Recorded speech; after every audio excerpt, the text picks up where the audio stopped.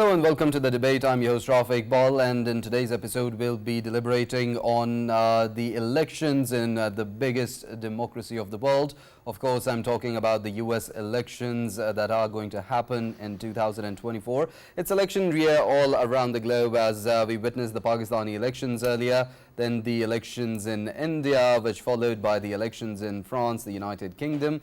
And now we're going to witness the elections in America, in which it's going to be face-off between the Republicans versus Democrats. And of course, with that, it's going to be Joe Biden versus Donald Trump. This is not the first time that both of these are going to face each other. It happened first in 2020.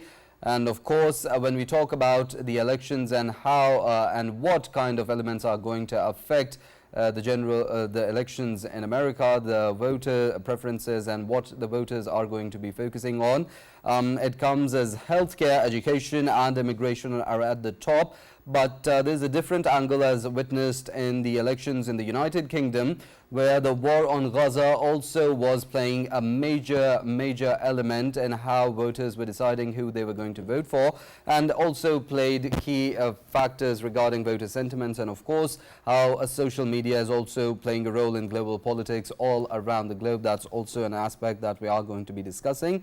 And the many demonstrations that are witnessed across the United States, specifically talking about the university protests and America's own kind of the Arab Spring. And we'll also be talking about the presidential debate, the first presidential debate regarding the elections 24, which many are saying was proving to be a disaster for Joe Biden. And we'll be discussing all these different aspects relating to the American elections. And in the second segment, we'll be talking about the Israel-India nexus, and of course how India is selling arms to Israel and also providing arms to Israel, as Israel continues with its genocide and ethnic cleansing of the Palestinian population amidst global concerns and pressure. These are all the deliberations we'll be focusing on regarding the two topics. In the studio, we've been joined by geopolitical analyst Faisal. Along with that, we've been joined by Professor Scott Lucas, who is a political analyst. And we've been joined by Jauhar Saleem, who is the president of Institute of Regional Studies. I'd like to thank all of you for your time and being part of the conversation. I'll start off from Professor Scott Lucas, and considering the first segment where we'll be talking about the US elections, when we talk about the elections and how the voters' sentiments are playing their role in the election turnout, of course, when we look at the most recently held UK elections, where the Gaza war played a key factor in how voters were deciding who they're going to vote for, how do you see it playing in America, with the university protests and demonstrations also seen widely erupting? I think certainly issues of foreign policy are going to be there in this election. One could also talk about Russia's invasion of Ukraine, which has been so significant. One could talk also about US-Chinese relations. But of course, the mass killings, beginning with Hamas's mass killings on October 7th, and then 9 months of Israeli mass killings in Gaza, that has, for a segment of the US population, become the vital issue. I think you can see this in particular states where it's important. For example, Michigan, which has a large Muslim population, a large Arab American population, which happens to be a swing state, balanced between Democrats and Republicans. This could be an issue at the state level, including for the presidential contest in November. But I think nationwide, while these are important issues, and I don't want to play them down, I don't think they'll be the leading issues. I think in what is probably the most important election for America since 1865, you've not only mentioned healthcare, immigration, the economy. You could add climate change. I think you can certainly add women's rights, including abortion rights, and you can add the threat to democracy. Because on top of all of this, and again, without downplaying Gaza, beyond all the issues in this most important election since 1865, on the one hand, you have a very frail man, physically and possibly mentally frail. And then on the other hand, you have a convicted felon, a sex abuser, a fraudster, a man who plotted a coup in 2021 to try to hold office on the other side. And that, beyond Gaza, is an unprecedented situation in terms of where do Americans choose in November. Definitely, and I'd like to ask Jauhar Saleem the exact same question as we'll be joined by Jauhar Saleem later. We're having trouble connecting with him. Raja Faisal, what's your views on how the war in Gaza is going to affect voter sentiments during the elections? Yeah, obviously, Rafae, when we talk about this debate that recently took place, of course, in that debate, we saw that one side was, kept telling the other side that he's a bad Palestinian. And when we talk about President Joe Biden himself, he has claimed in past that he's more Zionists than Zionists themselves, and you don't need to be a Jew to be a Zionist. These kind of statements we have seen that he came up with in past. But I would fully agree with Professor Scott when he says that this is an issue, of course, that is being highlighted, but there are problems that are far bigger than this. If we talk about protests, I mean, protests were not only people who were Muslims who were protesting. Of course, the students were protesting as well in New York and in London, in the massive capitals of the world. There were Jews themselves. They were protesting as well against the Zionist state of Israel, and they were claiming that Jewish faith has nothing to do with it. And to be honest, if we talk about Judaism, Muslims, Christianity, all of these three major Abrahamic religions, they have coexisted in Palestine for centuries and centuries, and nothing has happened. And this is the only time when the religion factor is being brought in. That is why we are seeing that there are Torah Jews who are actually coming out in the street saying that it has nothing to do with them, nothing to do with Judaism. So it shouldn't be, the criticism shouldn't be hurled upon Judaism as a faith. And that is why I think this factor might not play any role, but when it comes to, of course, overall situation of the world, security situation of the world, Ukraine crisis is going to play a pivotal role, and then Middle Eastern, yes, you can say that it can play to certain extent, but if we talk about the health situation of US overall, and then there are multiple problems which are being faced by US as a country, and them problems, they are far bigger problems than these. And but the two opponents we have right now, I would agree once more with Professor Scott that one of them is, of course, struggling. He has lots of issues. He has issues of communicating, and he might be having good thoughts. He might be having his ideology might be correct, but when it comes to, of course, presenting himself for decision making or sort of explaining himself, he lacks that. And in contrast, of course, we have somebody who's blunt, who's very vibrant, but at the same time he has cases against him. He has been, as earlier mentioned, that he has even the sexual assault cases against him as well. He's a felon, and then and during even debate, while obviously I was listening to so many claims he made about his tenure, then them claims were not up to the reality, and of course there was too many of the claims that he made, they were false. So US election this time around would be very different, because when we need the US president to be someone who's robust to counter all of the problems which are being faced by not only US but of course the world at large, we might not get that kind of leadership that we are requiring from US. Right. Right. As Raja Faisal brought up, Professor Scott, how do you comment on the cases against Donald Trump and how these cases are going to play their part in the elections and, of course, affect voter turnout and their sentiments? So again, I think it's important always to start as an analyst, not as an activist, to lay out where we are with this. The first is that Donald Trump his organization has already been convicted on criminal charges of fraud.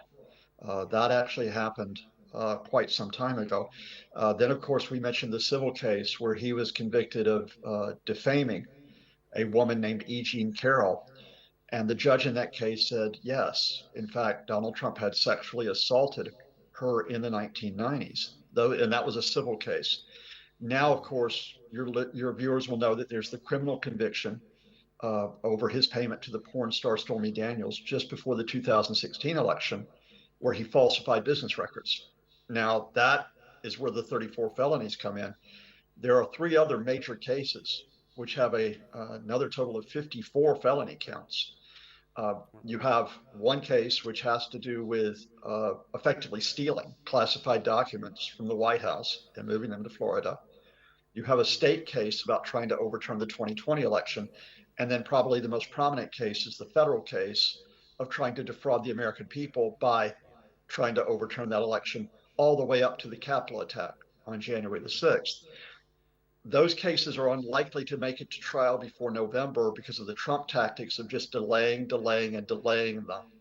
So I don't think we're going to have any further convictions before November if this was, quote, a normal election. If you could ever think of such a thing, I think that the convictions so far would have an impact, especially on independent voters, especially on women voters.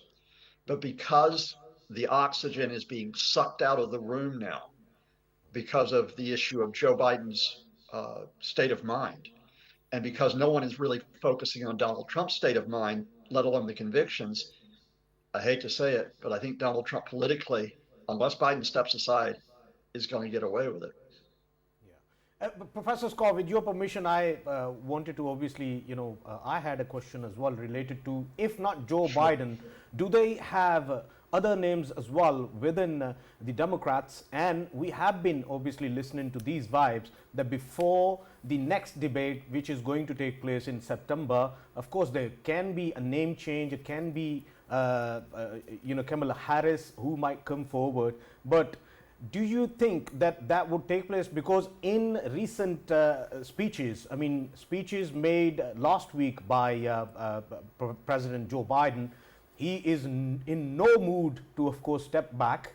And if that is the case, then do you think that they will be coming up with another name? Because overall, looking at Democrats, they are not confident at all about Joe Biden.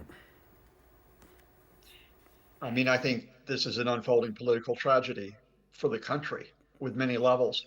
And one of those levels is that the Democrats do actually have very talented candidates who could win this election against Donald Trump.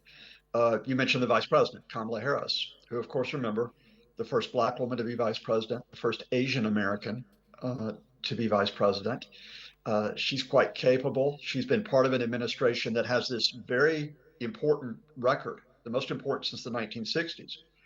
And even though the Biden people have tried to keep her under wraps so he could get a second term, she could step forward. And again, to knock back a misleading US media narrative, she's not far behind Donald Trump in the polls. She's neck and neck with Donald Trump in the polls. But you could talk about Governor Gavin Newsom of California. I actually think Governor Gretchen Whitmer of Michigan would be an excellent candidate. But the tragedy here is that you can't force Joe Biden out. You can't make it look like he's been overthrown. You have to persuade him to go of his own accord by saying, you've done a great job. You said you were going to be a one-term president, and look what a term it was. You said it is important that we protect democracy.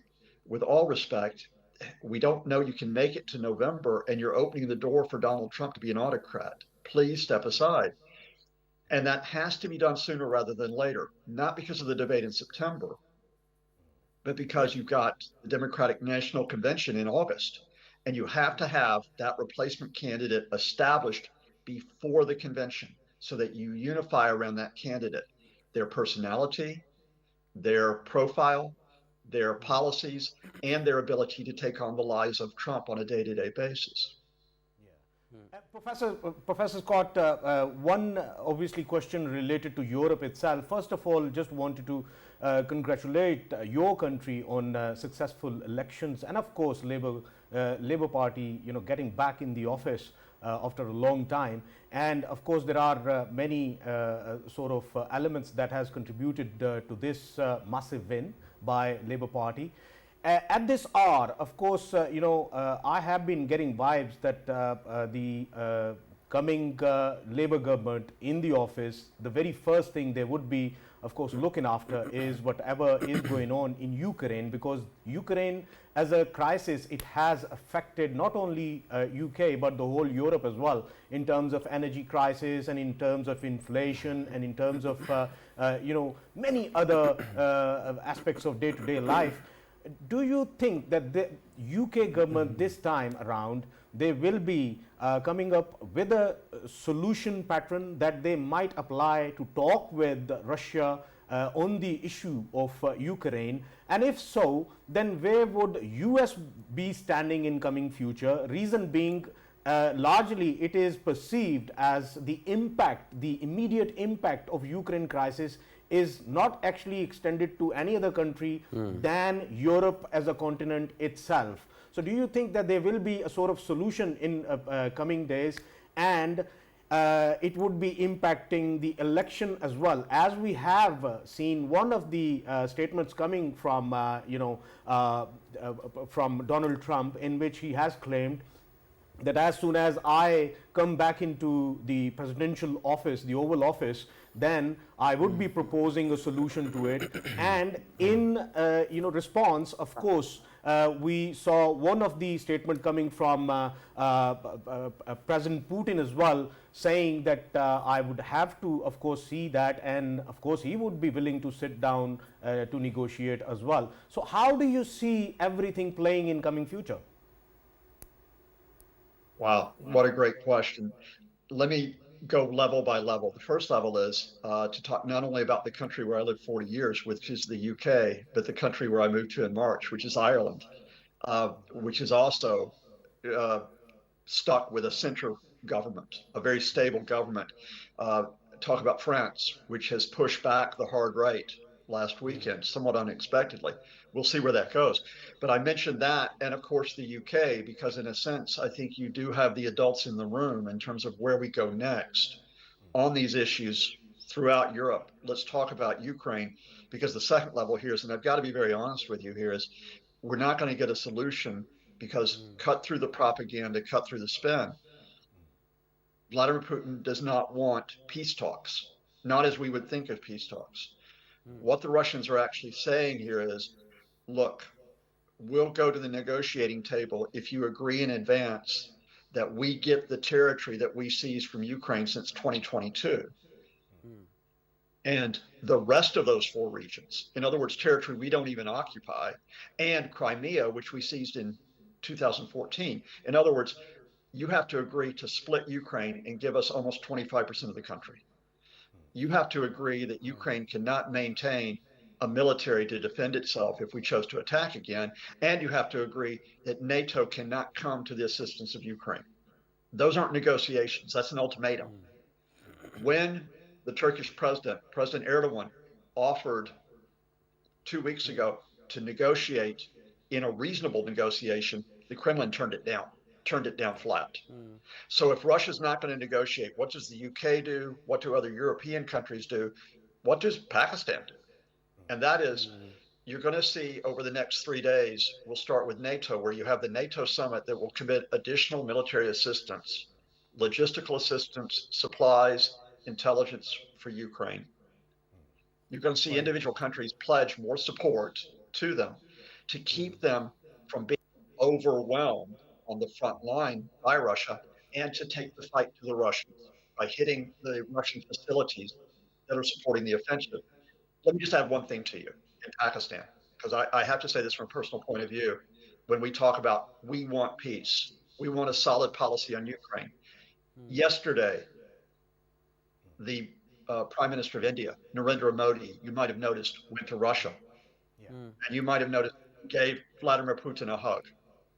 A few hours before he gave Vladimir Putin a hug, Russian missiles hit a children's hospital, a maternity hospital, other civilian sites throughout Ukraine, killed at least 38 people, wounded almost 200, including children who are cancer patients, who are kidney patients. So I want to be honest here. It's not just the question of being labor or conservative, left or right. It's the question of governments in Europe and beyond being pragmatist and saying we want peace, but peace does not mean capitulation to an aggressor who is killing civilians until he gets his way. Yeah. Right. Of course, to include in the conversation, we've also been joined by Jauhar Saleem, who is the former Foreign Secretary and, of course, President of Institute of Regional Studies. Thank you for your time and being part of the conversation. Since we're talking about the U.S. elections and so far how the conversation has shaped up, Jauhar Saleem, I'd like to include your comments on how you view the presidential debate that was held recently between the former President Donald Trump and, of course, Joe Biden in their runoff for presidential debate. Yeah, it's a very curious situation. I think the professor threw ample light on the current situation. The only things that I would like to add to that is that in terms of the polls, the recent polls, you see some very interesting numbers. Immediately after the debate, which was universally acknowledged as or claimed as a disaster for President Biden, because you see, we have to remember that he had been failing Trump since a long time. But close to the debate, they were almost tied, you know. And there was a chance that after being tied, he might have, started even getting better numbers. But following the debate, suddenly we saw the margin again widening to the tune of 6%.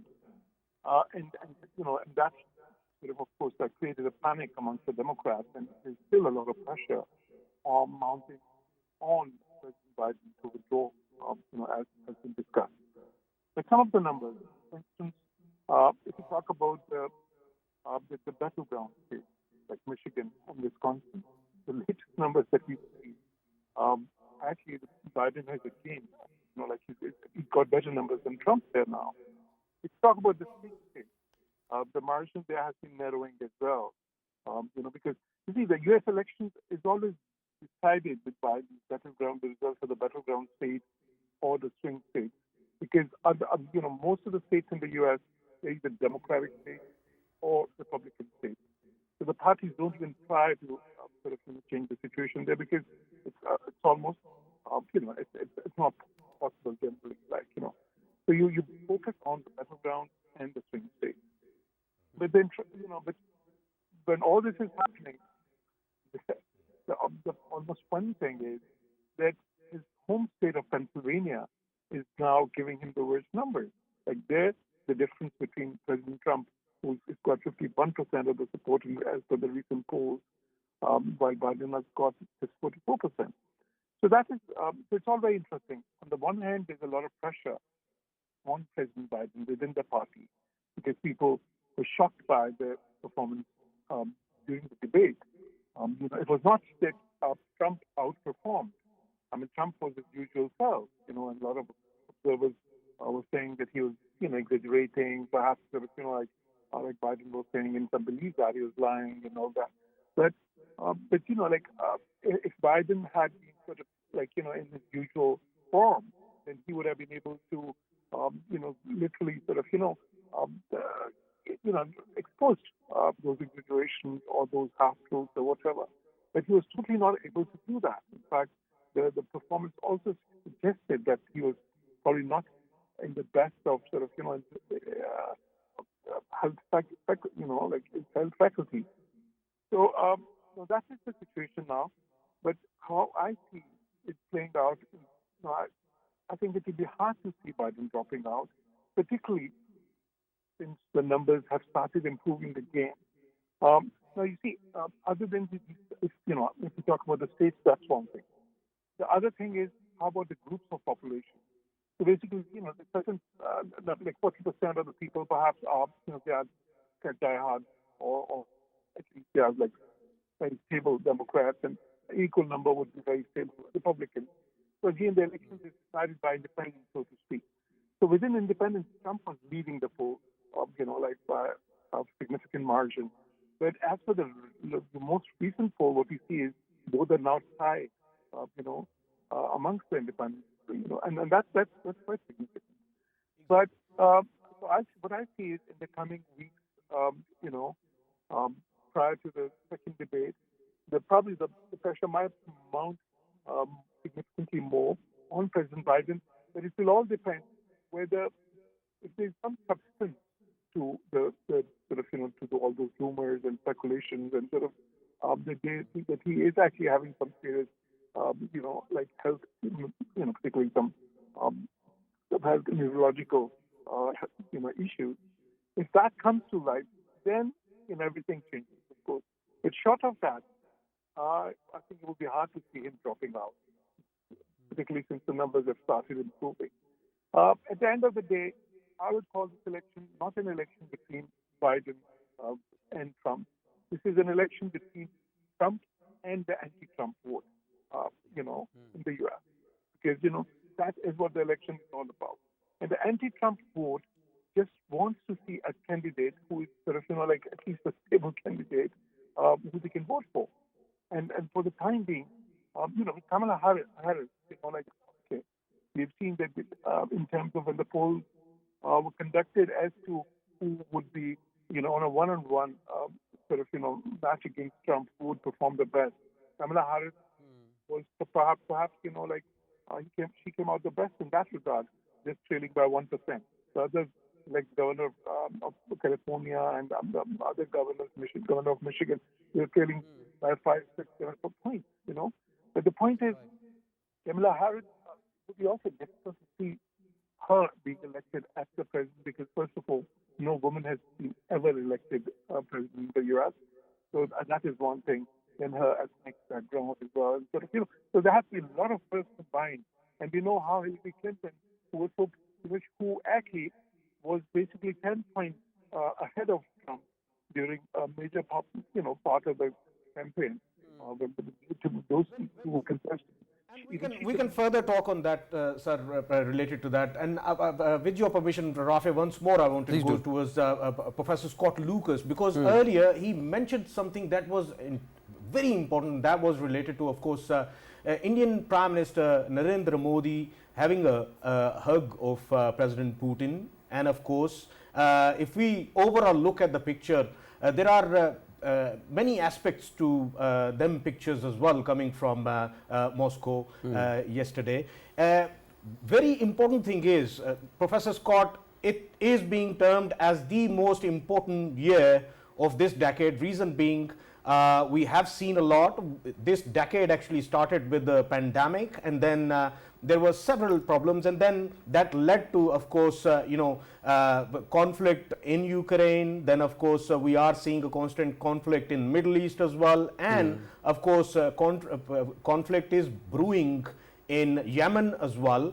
So, in this whole scenario, when all of the major countries of the world, they are going through process of change in terms of elections. UK had election, then Pakistan had election, then India had election, then France is going through process.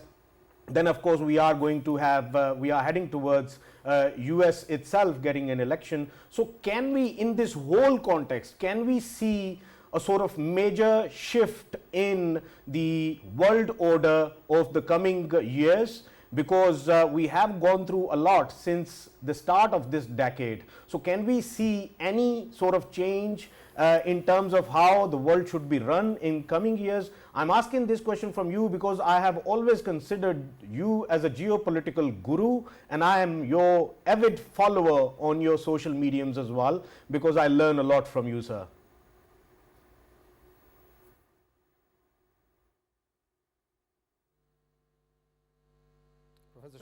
Professor Scott. Yeah, sorry. I think that the framework I grew up with, almost through all my life until the past 20 years, was a bipolar one, in which it was the Cold War. It was West versus East. It was US versus Soviet Union, or US versus China. And I think all these elections that take place in 2024, we're not in that bipolar war anymore. We're not even in West versus East. That's misleading. We're in what is truly a rapidly changing world in which we are all connected, but in multiple ways. So, for example, when you talk about the position of Muslim peoples, I'll add another election in the past few days, which is that in Iran. uh, where are we in Iran where you have a managed election, but all of a sudden you supposedly have a reformist who's come to power there. But in that Shia Muslim country, which has raised so many issues about the future of the Middle East, as well as the future of Southwest Asia, including Pakistan's future. What I would say here is that the propaganda that is still around in the world is us versus them. Whether you talk about, quote, the West or BRICS, or whether you talk about some other regional groupings. The question we've got to get back to, and let's put it, if you want to, in the framework of Muslim voters, is where do you get the most stable world in your country? Where do you get the most stability in your country? And where do you get the most stability in the world around you? How do you pursue that? And to be honest with you, I think the starting point for this is that we get away from the issues that matter, which is, let's talk about a world where people have access to healthcare. Let's talk about a world where people have access to jobs, to good schools. Let's talk about a world where we are not threatened by climate change. To do that, we need elections, however, which actually are fought on those issues rather than on being these artificial us versus them. Are you in this camp or that camp approach? I know that's a bit of an abstract argument, but what I would say here is the more that we get around to identifying collective issues when we go to elections, whether we're Muslim, Hindu, Jewish, Christian, the better off we're going to be in the longer run. And another quick question, as how do you see with the US elections, how do you see them affecting the geopolitical situation of the world, specifically in regards to Central Asia and South Asia? Again, the US is an important country in the world. It's been important since 1945 as Pakistan emerged as a country, and I recognize that. But the US is not the only country in the world geopolitically. And if Donald Trump comes to office, given that Donald Trump is someone who does not believe in those arrangements for cooperation that we've had since 1945, Donald Trump simply believes in what is good for Donald Trump. Whether you're in Europe, whether you're in Pakistan, whether you're in Latin America or Africa, you've got to think about other partnerships and other arrangements. So, for example, I think you have to break through the idea of that whatever happens with the US election is US versus China. I think you have to find a position where you can negotiate with US economic power, but also Chinese economic power. I think you also have to ask, what is the future of Asia as a regional bloc? Which means that Pakistan can't just simply look at the US election and say, is this president going to be pro-Pakistani or pro-Indian? You've got to actually decide for yourself. Maybe that president in the United States isn't reliable. Maybe we can't follow what Washington does. We've got to come up with our own policy, working with other partners to have a way forward. Fair enough. Saleem, what's your views on how the US elections are going to affect the regional geopolitics, specifically when we talk about Asia? I agree with you to a great extent. See, in terms of the core policies of the US, there wouldn't be a mass change between President Biden and President Trump, despite a lot of talk we have from President Trump during his last term. What we saw was that, he would say a lot of things, right? Controversial, very alarming sometimes. But in terms of his actions, there was still sort of, the system just worked. The U.S. policy was still stable and in some consistent as well. Although, in terms of Euro-Atlantic, there was some damage. But in terms of U.S. relations with most other countries in the world, some sort of continuity. Now, the problem is unpredictability. And the second thing which Professor Scott has said, which is that for Trump presidency, it would not be relationships in terms of country, U.S. and other countries would not be based on sort of some values as much, or in terms of the long interest as much. As there would be probably because President Trump has a more short-term perspective thing, and he has, relatively speaking, a more selfish perspective of things as well. That has been seen in the past. So I think that could be interesting. On the other hand, we also saw was that President Trump's style of diplomacy is very different to what was used to from a U.S. president. For instance, he could sort of go to North Korea, start praising the leader there, or he could praise the dictators, and on the other hand, sometimes he would be very critical of leaders of other countries in Europe or elsewhere. It's not like there is consistency in terms of the long-term U.S. policies and relations, and in terms of how he sees the world. But the fact remains that the U.S.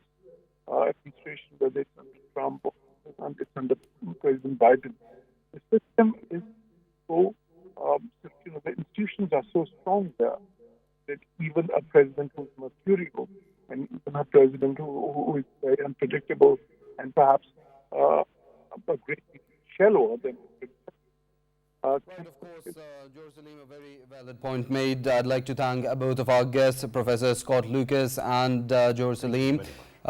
Professor, thank you for your time and joining us from so far. And of course, your insights are so appreciated in the show. Of course, Jauhar Saleem, thank you for your insights as well. I'd like to move towards our second topic, where we'll discuss the Israel and India nexus. Of course, India has been supplying weapons to Israel, and these weapons Israel has been using to bomb women and children in the Gaza Strip. And of course, they did not spare even journalists, the medical health staff, and even the aid workers that were working in Gaza. And of course, in regards to that, I'd like to ask Raja Faisal, from what India is committing in Indian illegally occupied Jammu and Kashmir to what Israel is committing in Gaza, how do you see the nexus between the two, and how do you comment on it?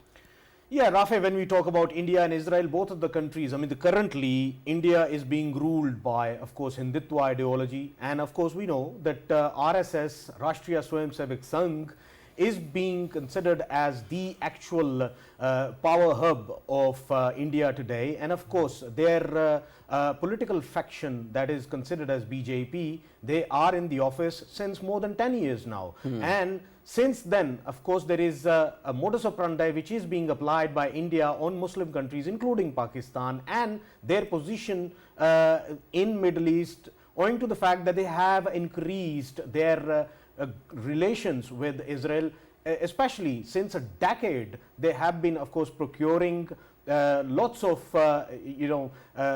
military equipment from Israel itself, and they have actually brought themselves closer to Israel, owing to the fact that their ideology is quite closer to Israel's ideology. And of course, Israel's ideology is Zionism. Zionism has many similarities with the Hindutva ideology. Both of them, they have hatred towards Muslims at large, and of course they are anti-Muslim. They are bigots when it comes to Nazism. Of course, they think that they are the only ones who have a right to live in the country or live in the region, and nobody else is having any right. When it comes to Israel, it is pursuing an ideology of greater Israel, in which of course many of the Middle Eastern countries, they consider them as their part, and they are pursuing that ideology. When it comes to, of course, India is working on Akhand Bharat, in which of course they claim that any country which is around them and a weaker country, they are pursuing an ideology to, of course, engulf them within themselves. And this is the ideology which is being pursued.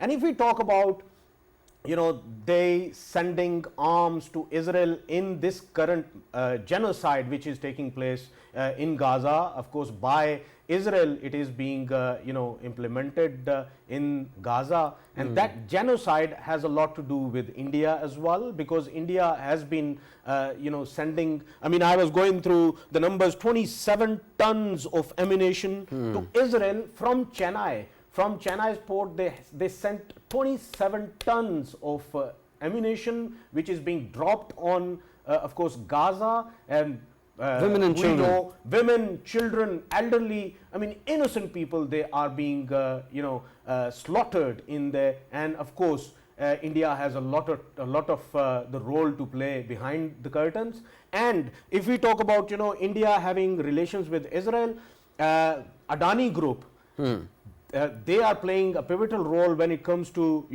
there are certain ambitions related to achieving drones and Hermes drones, as we have our details as well with us. They have been working on that, and of course, India right now is hand and glove with Israel when it comes to achieving all of these military equipments. And in last decade, almost $3 billion worth of ammunition and worth of the arms, they were procured by India from Israel. Israel's Benny Gantz, he was a pivotal man when it comes to bringing India closer to Israel. And if we take overall situation, there is a mechanism which is being applied by Hindutva ideology of India, of course, to penetrate within the Middle Eastern countries. Of course, we know that they have been working on having their temples in Muslim countries. Fair enough. Everybody has the right to, of course, practice their religion and practice their values, whatever they want. They can do that. But if you have a sort of motive behind it, and that motive is so corrupted that you are actually pursuing an ideology to, of course, overcome and to engulf all of the culture as well. Middle Eastern culture is being gradually affected by India's Hindutva presence in there. Definitely. We know that initially they started transferring that Hindutva ideology in the Western countries and in Australia as well, in Britain, in Australia, in the West overall, of course, America, Canada, everywhere, you name it, and they have actually done so. That's why we are seeing that they are carrying out activities against the Sikhs, they are carrying out activities against the Muslims overall, and they want to, of course, take that Hindutva ideology to wherever they are present. And this is what their